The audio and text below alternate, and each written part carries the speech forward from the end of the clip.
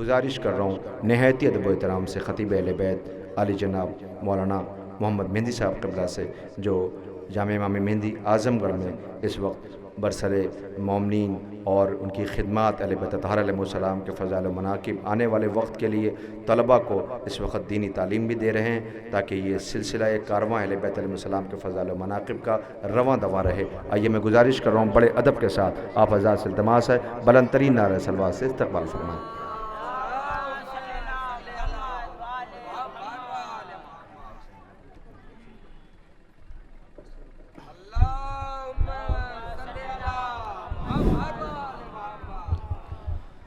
रहमल्लाहु मन क़रअल फ़ातिहा। बिस्मिल्लाहिर्रहमानिर्रहीम।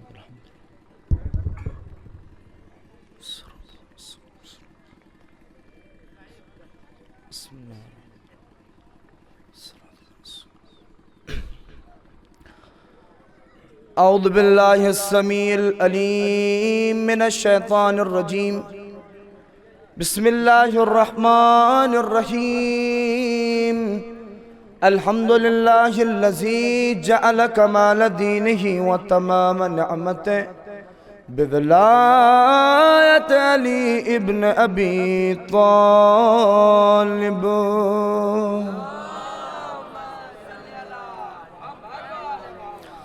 अस्सलातु वस्सलाम अला साहिबिद्दीन वल इस्लाम वल हिल वल हराम मौलाना व मौलल कौनैन जद्दुल हसन वल हुसैन अबुल क़ासिम मुहम्मद मुस्तफ़ा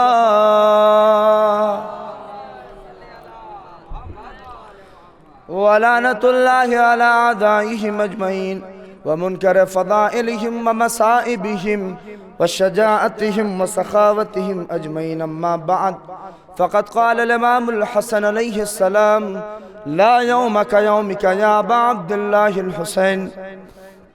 अज़ादारान मज़लूम करबला और हुसैन मज़लूम की बारगाह में आप मुसलसल तक़ारीर के ज़रिए से, मैं चूँकि मग़रिब का वक्त भी क़रीब है, बस मुश्किल से 13 से 14 मिनट के अंदर ये तक़रीर ख़त्म होगी, लिहाजा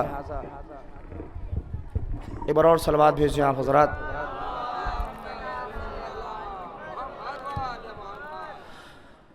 खालिक कायनात परवरदिगार आलम की बारगाह में हज़ार शुक्र कि उसने आपको एक अजीम नेमत से नवाजा है और जिससे आप मुसलसल फैज़याब होते चले आ रहे हैं। यकीन जाने कि ये फ़र्श अज़ा, ये जुलूस, ये मातम, ये सारी चीज़ें वो हैं कि जिसने आज दूसरी कौमों को इस बात के ऊपर मजबूर किया है कि वो आपके ऊपर रिसर्च करें, वो आपके ऊपर तहक़ीक़ करें, वो आपके बारे में सोचें, वो आपके बारे में गौर व फ़िक्र करें कि आप कौन सी ऐसी कौम हैं और आपको कौन सी ऐसी चीज़ मिली है कि जिसके वजह से कि आप इस तरह से उस चीज़ से मिले हुए हैं कि ना आपको उससे जुदा किया जा रहा है। तवज्जो चाह रहा हूँ, ये दुनिया, ये कायनात, आप पूरे कुर्रे अर्ज़ के ऊपर जाके देखें तो आज पूरी दुनिया के अंदर आप एक क्वेश्चन मार्क आपके आगे लगा हुआ है। आपको पहचानने के लिए, आपको समझने के लिए, आपको जानने के लिए दुनिया तड़प रही है, दुनिया परेशान है। ये वैसे ही है कि जैसे फरिश्तों ने जब आते थे अहले बैत के घर में तो 12 सवाल करते थे, ए परवरदिगार ये कौन सी ऐसी ज़ात हैं, इनको बता दे, इनको बता दे, इनको बता दे। खुदा 12 कहता था कि ये मोहम्मद हैं, ये अली हैं, ये फ़ातिमा हैं, ये हसन हैं, ये हुसैन हैं, ये फ़ातिमा हैं, ये अली हैं। लेकिन तारीख़ बताती है कि फ़रिश्तों का सवाल मुसलसल होता रहा और खुदा सिर्फ यही बताता रहा कि ये मोहम्मद हैं, ये अली हैं, ये फ़ातिमा हैं, ये हसन हैं, ये हुसैन हैं। लेकिन बस फ़र्क इतना सा हो गया कि हुसैन की शहादत के बाद जब जुलूस निकला तो फिर फरिश्तों ने सवाल करना शुरू किया, ए परवरदिगार ये कौम कौन सी है जो जुलूस करते हुए चली जा रही है, जो मातम करते हुए चली जा रही है। तो सवाल बस अब सिर्फ बदल गया, वहाँ के ऊपर मोहम्मद, अली, फ़ातिमा, हसन, हुसैन, अब सब चीज़ें बदल गई। क्या कुछ नहीं, ये हुसैन है, ये हुसैन के आज़ादार हैं, ये हुसैन है, ये हुसैन के आज़ादार हैं। लिहाजा फ़र्क आपकी शनाख्त, फ़र्क आपकी पहचान, आपकी ये आज़ादारी बन चुकी है। क्यों मैं चाहता हूँ कि एक जुमला जो मैंने पहले कहा है आपके सामने कह दूँ। बात ہے یہی اس لیے کہ کربلا ہمیشہ معصوم کی روشنی میں سمجھیں، کربلا سمجھیں کہ اہل بیت اطہار نے کربلا کے لیے کیا کہا ہے۔ ہم اپنی نگاہوں سے، اپنی کج فکری سے، اپنے ذہنوں سے کربلا نہیں سمجھ سکتے۔ ہم اپنے ذہنوں سے نہ کربلا کو سمجھ سکتے ہیں نہ کربلا کو دیکھ سکتے ہیں۔ یہی وجہ تھی جنہوں نے کربلا کو اپنی نظر سے دیکھا انہوں نے کہا کہ کربلا میں حسین نماز کے لیے گئے۔ جنہوں نے کربلا کو اپنی نظر سے دیکھا انہوں نے کہا کربلا میں حسین روزہ کے لیے گئے۔ جنہوں نے کربلا کو اپنی نگاہ سے دیکھا انہوں نے کہا حج بچانے کے لیے گئے۔ یعنی یہ ساری چیزیں، یہ ساری تفسیریں اس لیے تھیں کہ سب اپنی نگاہ سے کربلا کی تفسیر کر رہے تھے، سب اپنے اعتبار سے کربلا کو سوچ رہے تھے۔ میں بہت دور تک آپ کو یہ بات پہنچا رہا ہوں اور جہاں جہاں آواز آ رہی اس بات کو غور سے سنیں۔ کربلا اگر سمجھنا ہے تو معصوم کی روشنی میں سمجھیں۔ کون بتائے گا کربلا؟ جو کربلا کو ہموار کر رہا ہے، جو کربلا کے راستے کو بنا رہا ہے، جو یہ آمادہ کر رہا ہے اور کربلا کو اس منزل تک پہنچا رہا ہے، وہ کوئی اور نہیں ہے بلکہ حسن ہے جو حسین کے بھائی ہیں۔ اور کب بتا رہے ہیں؟ آواز دی جب حسن کے جگر کے ٹکڑے کٹ کٹ کے تش میں گر رہے تھے، اور جب حسن نے دیکھا کہ لال حسین رو رہے ہیں تو قریب بلا کے ایک جملہ کہا کہ اے حسین نہ روئیے۔ عظیم جملہ ہے یہ امام حسن علیہ السلام کا امام حسین کے لیے۔ کیا کہا؟ اے حسین نہ روئیے، لا یوم کا یوم کا یا ابا عبداللہ، اے حسین آپ کے دن جیسا کوئی دن نہیں ہو سکتا۔ توجہ چاہ رہا ہوں، آپ کے دن جیسا کوئی دن نہیں ہو سکتا۔ میں بس 2-3 منٹ کے اندر، صاحب زیادہ نہیں اور مجلس ختم ہو جائے گی اور یہ تقریر ختم ہے، آپ اس کے بعد جلوس کے اگلی منزل میں ہوں گے۔ لہٰذا اے حسین آپ کے دن جیسا کوئی دن نہیں ہے۔ میں تھوڑی دیر کے لیے میرے ساتھ ہوں اور مجلس ختم، یہ تقریر ختم ہے۔ کیا کہا امام حسن نے؟ اے حسین آپ کے دن جیسا کوئی دن نہیں ہے، آپ کے دن جیسا کوئی دن نہیں ہے۔ کب یہ جملہ ارشاد فرمایا ہے؟ جب جگر کے ٹکڑے کٹ کٹ کے تش میں گر رہے ہیں۔ مصیبتوں کو حسن نے دیکھا ہے، آدم کے دنوں کو حسن نے دیکھا ہے، نوح کے دنوں کو دیکھا ہے حسن نے، ابراہیم کے دنوں کو دیکھا ہے، جس نے اپنی ماں کی ٹوٹی ہوئی پسلیاں دیکھا ہے، جس نے علی کی خاموشی دیکھی ہے، جس نے محمد کی پریشانیاں دیکھی ہیں، سب کچھ دیکھنے کے بعد آواز دی اے حسین تمہارے دن جیسا کوئی دن نہیں ہے، اے حسین تمہارے دن جیسا کوئی دن نہیں ہے۔ غور فرمائے کربلا کیا ہے، جس مقام کے اوپر حسین کھڑے ہیں وہ جگہ کون سی ہے اور کربلا کی حقیقت کیا ہے۔ یقین کریں ہم بڑی آسانی سے کہہ دیں ہم نے کربلا سمجھ لی، لیکن آج تک الف بائے کربلا کا کسی نے حق ادا نہیں کیا ہے۔ کیا کہا حسن نے؟ اے حسین تمہارے دن جیسا کوئی دن نہیں، یعنی آدم کے دن جیسا کوئی دن نہیں۔ صلوات بھیج دیں ایک بار محمد والے محمد پر۔ آپ میری طرف متوجہ ہوں اور تقریر میں صلوات نہیں، لہٰذا ساری چیزیں اڑتی رہیں گی اور بنتی، دنیا ٹیکنالوجی بہت آگے چلی گئی ہے، سب آپ دیکھیں گے، بس تھوڑی دیر متوجہ ہوں میرے سامنے۔ لہٰذا کیا کہا حسین آپ کے دن جیسا کوئی دن نہیں، یعنی آدم کا دن حسین کے جیسا نہیں ہو سکتا، نوح کا دن حسین کے جیسا نہیں ہو سکتا، ابراہیم کا دن حسین کے جیسا نہیں ہو سکتا، موسیٰ عیسیٰ سارے دنوں کو حسن نے ایک طرف کیا اور کہا حسین تمہارے دن جیسا کوئی دن نہیں ہو سکتا۔ یقین کریں یہ جملہ وہ ہے کہ یہاں کے اوپر آیت اللہ جواد عاملی صاحب نے کہا کہ اس حدیث کا مطلب یہ ہے کہ حسین کربلا میں ایک ایسے پوائنٹ کے اوپر کھڑے ہیں کہ اگر ایک قدم حسین کا پیچھے ہٹ گیا تو آدم کی زحمتیں برباد، نوح کی مشقتیں برباد، ابراہیم کی زحمتیں برباد، موسیٰ کی زحمتیں برباد، فاطمہ کی پسلیوں کا ٹوٹنا برباد، علی کی خاموشی برباد، حسن کی صلح برباد۔ کیا کیا حسین نے کربلا میں پہچانے؟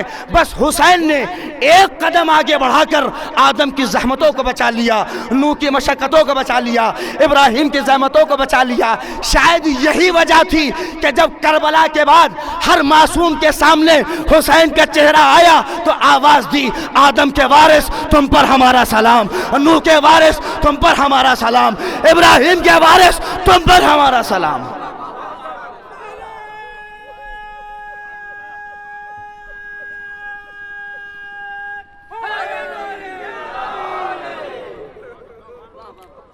آدم کے وارث تم پر ہمارا سلام، نوح کے وارث تم پر ہمارا سلام، ابراہیم کے وارث۔ غور کیا آپ نے کربلا، یہ جملہ مصائب و عالم کی طرف اشارہ کر رہا ہے۔ باپ جاکنی کے عالم میں ہو اور بیٹا باپ کے سامنے اگر رو رہا ہو تو یہ جملہ اگر باپ اپنے بیٹے کو قریب بلا کے کہے کہ میرے لال نہ رو، اس سے بڑا دن تمہارے اوپر آنے والا ہے، تو یہ رونے کا مقام ہے، تسلی کا مقام ہے۔ بیٹا رو رہا ہے تو باپ کہہ رہا ہے، اور بھائی چاہے بڑا ہو، رشتہ کوئی بھی ہو۔ حسن کو کیا تھی؟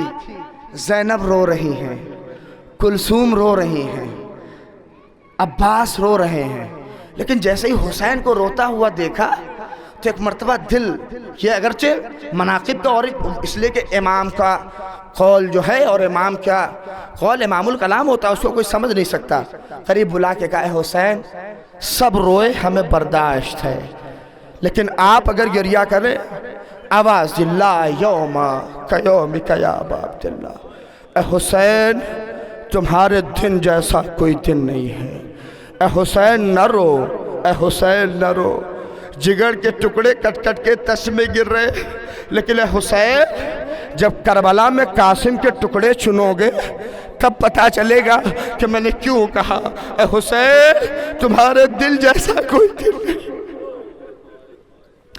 خدا آپ کو کسی غم میں نہ رلائے سوائے غم سید الشہداء کے، یہ 40 حسینی ہے۔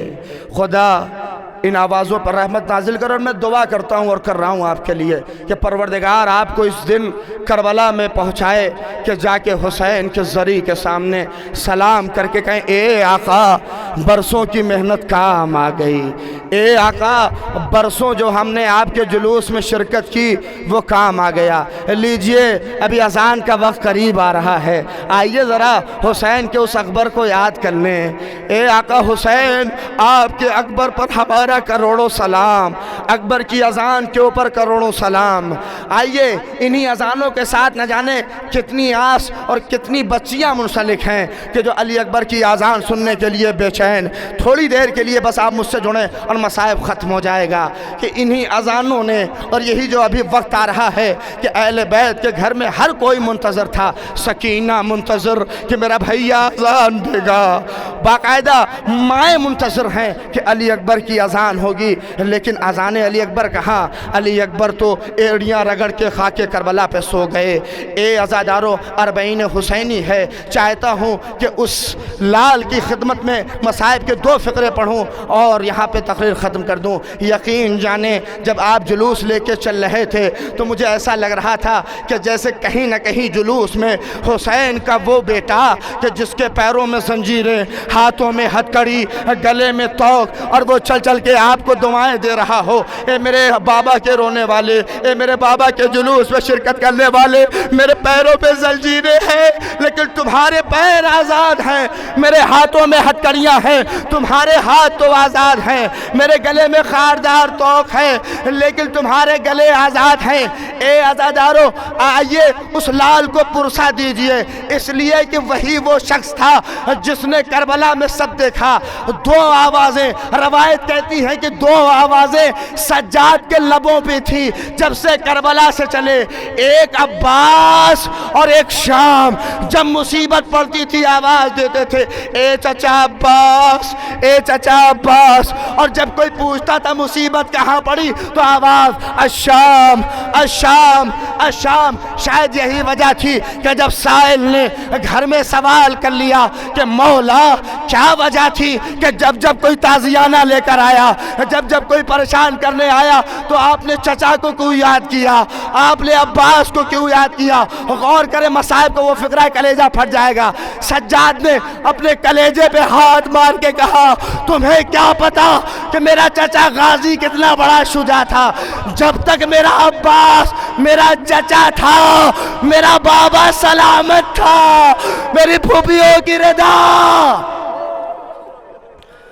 اجرکم عند اللہ۔ لیجئے مصائب ختم کر دیے۔ سجاد رو کے کہنے لگے، خطیب منبر پہ ہے، 7 مرتبہ غازی کا نام آیا، امام نیچے بیٹھ گئے، 7 مرتبہ امام نیچے بیٹھ گئے۔ پوچھنے والے نے پوچھا مولا 7 مرتبہ جب نام آیا آپ کھڑے ہو جاتے تھے، آپ کھڑے ہو جاتے تھے؟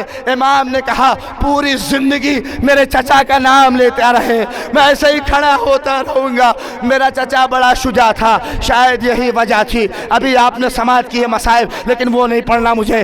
اب آئیے جب 13 محرم کو یہاں سے یہ قافلہ چل چکا تھا کوفے کی طرف، تو اب باقاعدہ روایت کہتی ہے کہ سید سجاد جب دفن کے لیے آئے تو لیجئے مصائب ختم ہو گئے۔ میری طرف دیکھیں، مصائب سمجھیں گے آپ کہ کیا کیفیت تھی ایک بیٹا باپ کو دفن کرنے کے لیے۔ جب باعجاز امامت 13 محرم کو آئے تو اپنے بابا کے لاش پہ سجاد نہیں روئے، بابا کی لاش کو اٹھایا لحد میں رکھ دی، اپنے بھیا علی اصغر کی لاش کو اٹھایا لحد میں رکھ دی، اپنے بھیا علی اکبر کی لاش اٹھائی لحد میں رکھ دی، سب کچھ ہو گیا۔ بنی اسد والے کہتے ہیں کہ سجاد نہیں روئے، سجاد کا گریہ نہ ملا، شہداء کو گنج شہیدہ میں رکھا لیکن سجاد نہیں روئے۔ اب بنی اسد والے کہتے ہیں کہ جیسے ہی رخ سجاد کا فرات کی جانب ہوا تو اب سجاد زمین پہ بیٹھ گئے اور آواز دی، اے بنی اسد والو مجھے میرے چچا کے پاس لے چلو، چچا کے پاس لے چلو۔ لے جانے لگے لوگ، جیسے ہی پہنچے سجاد، لیجئے مصائب ختم، تقریر ختم۔ اب جیسے ہی سجاد قریب پہنچے، لاشے پہ پہنچنے کے بعد گرے، ہاتھ کو رکھ کے بس یہی فقرہ، اے چچا آپ کی لاش کو پیس ڈالا گیا، اے چچا آپ کی لاش کو پیس ڈالا گیا۔ لیجئے ارباب عزا، اب جو کیفیت ہے وہ بنی اسد والے بیان کرتے ہیں۔ اپنے چچا کی لاش اٹھائی روتے ہوئے اور لے گئے لحد کے اندر، لیکن جب اپنے بابا حسین کی لاش اٹھائی نکل آئے، اصغر کو لے کے گئے نکل آئے، سارے شہداء کے ہاں گئے ہیں واپس آ گئے۔ بنی اسد والے کہتے ہیں جب بہت دیر ہوئی، پہچانیے غازی کیا ہے، غازی کا چہلم ہے، عباس کا چہلم ہے، زینب کے اس بھائی کا چہلم ہے کہ جس کو رونے کے لیے آپ آئے ہیں۔ آئیے شام قریب آئی ہے، اذان ہونے والی ہے۔ اب عباس کے لاش کے اندر جب اس قبر میں پہنچے تو واپس نہ آئے، نہ نکلے۔ بنی اسد والوں نے جب دیکھا ہائے غربت سجاد کہ اپنے رخسار کو غازی کے رخسار پہ رکھ کے بس یہی فقرہ، اے چچا ہماری مدد کریے، ہم کوفہ پہنچنے والے ہیں، اے چچا سکینہ کو تماچے یا رب جہاں پنجتن پاک کا صدقہ، اس قوم کا دامن غم شبیر سے بھر دے، بچوں کو عطا کر علی اصغر کا تبسم، بوڑھوں کو حبیب ابن مظاہر کی نظر دے۔ ماتم حسین۔